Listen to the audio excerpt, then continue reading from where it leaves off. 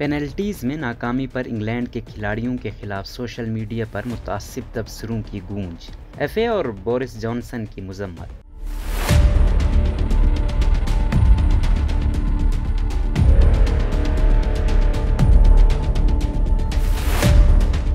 Wembley के तारीखी ground पर खेले जाने वाले यूरो कप फाइनल शुरू होने से पहले ही ड्रामाई हैसियत इख्तियार कर चुका था। इंग्लैंड की सड़कों पर जश्न का समा था। इट्स कमिंग होम की गूंज थी और रंग बिरंगे कपड़ों में मलबूस अफराद मुमकिना जीत की मुनासबत से बैनर उठाए नाच रहे थे। ऐसे में सोशल मीडिया पर कुछ ऐसी वीडियोज और तस्वीर शेयर होना शुरू हुई जिससे इस हुजूम में कुछ हद से ज्यादा शिद्दत पसंदी अया हुई और देखने वालों को खौफ महसूस हुआ कि अगर इंग्लैंड ये फाइनल हार गया तो। और मैच के बाद फिर इंग्लैंड के 3 खिलाड़ियों के लिए सोशल मीडिया पर जिस किस्म की जबान इस्तेमाल की गई, इससे ये खदशात हकीकत में बदल गए। इंग्लैंड की फुटबॉल एसोसिएशन यानी एफए ने गुज़िश्ता रात यूरो 2020 के फाइनल में इटली के खिलाफ पेनल्टी शूट आउट पर शिकस्त के बाद इंग्लैंड की जानिब से पेनल्टी स्कोर करने में नाकाम रहने वाले 3 खिलाड़ियों को ऑनलाइन नस्ली तासुब का शिकार बनाने वालों की मजम्मत की है। गुज़िश्ता रात इटली ने लंदन के वेम्बली स्टेडियम में एक सख्त मुकाबले के बाद इंग्लैंड को पेनल्टी शूट आउट पर 3 के मुकाबले में 2 गोल से हराकर यूरोपीय फुटबॉल चैंपियनशिप जीत ली थी। इंग्लैंड की जानिब से 3 पेनल्टीज पर स्कोर करने में नाकाम होने वाले खिलाड़ियों में मार्कस रैशफोर्ड, जॉर्डन सांचो और बुकायो साका शामिल थे और तीनों सियाफाम हैं।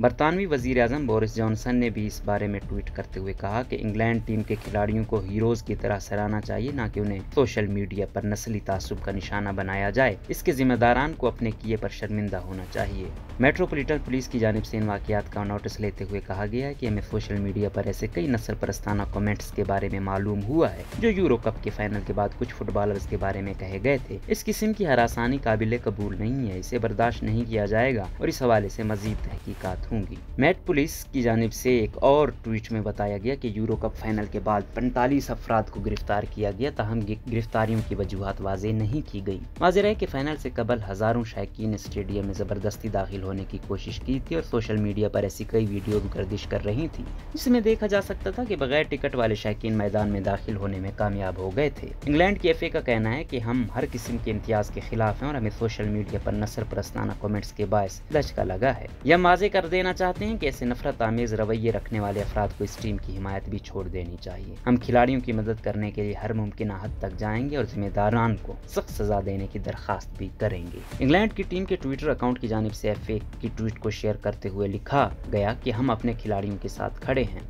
ख्याल रहे कि यूरो कप के कुछ मैचों से कबल इंग्लैंड के खिलाड़ियों की जानिब से घुटना जमीन पर रख कर नस्ल परस्ती की मजम्मत करते हुए अलामती तौर पर एहतजाज किया है। एफए का मजीद कहना था कि हम इस खेल से इम्तियाजी रवैये को निकालने के लिए काम करते रहेंगे, लेकिन हम हुकूमत से भी पुरजोर अपील करते हैं कि वो इस हवाले से कानून बनाए ताकि इस किस्म के रवैये के हवाले से सजाएं भी दी जा सकें। इस हवाले से सोशल मीडिया कंपनियों को एक कदम आगे बढ़ाते हुए ऐसे सोशल मीडिया अकाउंट्स का एहतिसाब करने और ऐसा सबूत इकट्ठे करने की जरूरत है जिससे उन अफराद के खिलाफ कानूनी कार्रवाई की जा सके और उन प्लेटफॉर्म्स को इस किस्म के कमेंट से पाक किया जा सके। ख्याल रहे कि ये पहली मर्तबा नहीं है कि ऑनलाइन नस्ल परस्ताना कमेंट्स के बारे में बात की गई हो। इंग्लैंड और मैनचेस्टर यूनाइटेड के खिलाड़ी मार्कस रैशफोर्ड ने रवां साल मई में यूरोपा लीग फाइनल में मैच हारने के बाद अपने बारे में किए गए कमेंट्स के बारे में बात की थी। यूरो कप के फाइनल में क्या हुआ था? अगरचे इंग्लैंड को उम्मीद थी कि 55 साल तवील इंतजार खत्म करते हुए वो ट्रॉफी हासिल करने में कामयाब हो जाएगा, लेकिन इटली ने पेनल्टी शूट आउट के बाद यूरो 2020 का ताज अपने नाम कर लिया। याद रहे कि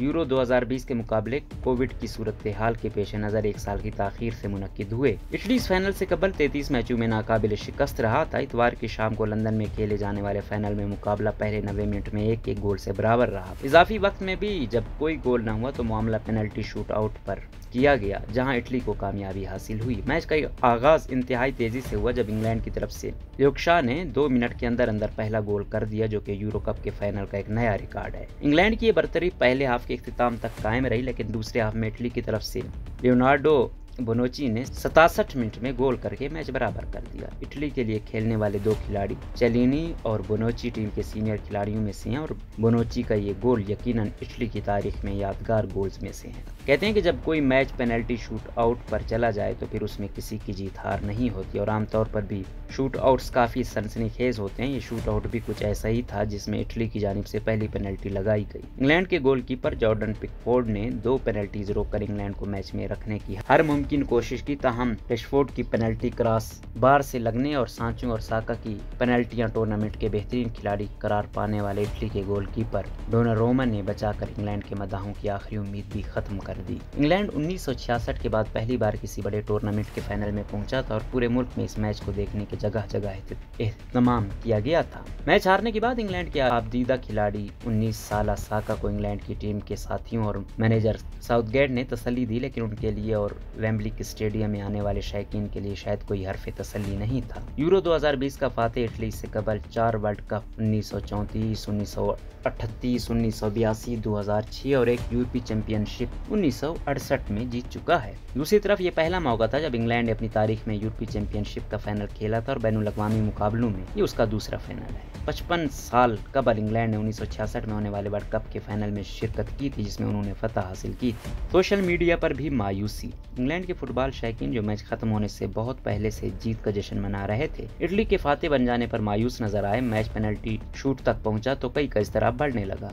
कई सार्फिन इंग्लैंड की टीम में शामिल सियाफाम खिलाड़ियों की तारीफें करते दिखाई दिए। कुछ का कहना था कि उनके खिलाफ किसी किस्म के नस्ल परस्ताना कमेंट्स मुनासिब नहीं होंगे। मैच के आगाज से पहले ही ट्विटर पर इट्स कमिंग होम ट्रेंड कर रहा था, लेकिन जब इटली जीत गया तो लोग इट्स कमिंग रूम के साथ साथ तरह तरह की मीम्स शेयर करने लगे। मैच का एक लम्हा कई मीम्स में शेयर किया गया जिसमें इटली के खिलाड़ी इंग्लैंड के खिलाड़ी को कमीज से पकड़कर आगे जाने से रोकते हैं। ताहम बहुत से लोग अपनी टीम का हौसला बढ़ाते नजर आए। फुटबॉलर वालकोट का कहना था, अपनी सरहदों को बुलंद रखो, बहुत बुलंद। नाकाबिले यकीन हद तक फख्र है कि जो कुछ आपने हासिल किया है और मुल्क में बहुत सारे लोगों को इकट्ठा किया है।